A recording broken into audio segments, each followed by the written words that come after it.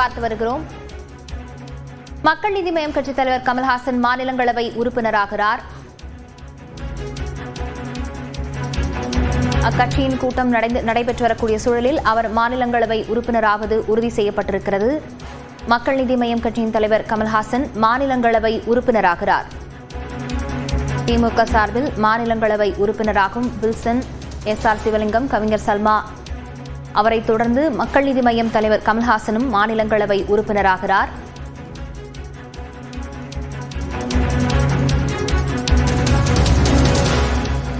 மக்கள் நீதி மய்யம் கட்சியின் தலைவர் கமல்ஹாசன் மாநிலங்களவை உறுப்பினராகிறார். அண்மை செய்தியாக பார்த்து வருகிறோம்.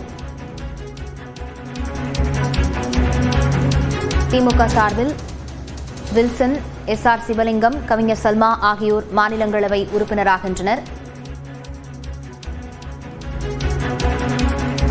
இந்த நிலையில் மக்கள் நீதி மய்யம் கட்சித் தலைவர் கமல்ஹாசனும் மாநிலங்களவை உறுப்பினராகக்கூடிய அண்மை செய்தியை பார்த்து வருகிறோம்.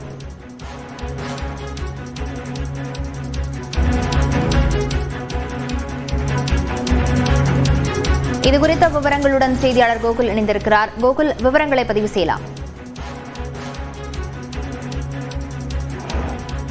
மாநிலங்களவை தேர்தலுக்கான பதவிகளுக்கான தேர்தல் நடைபெற உள்ள நிலையில தற்பொழுது திமுக வேட்பாளர்களை அறிவித்திருக்கிறது.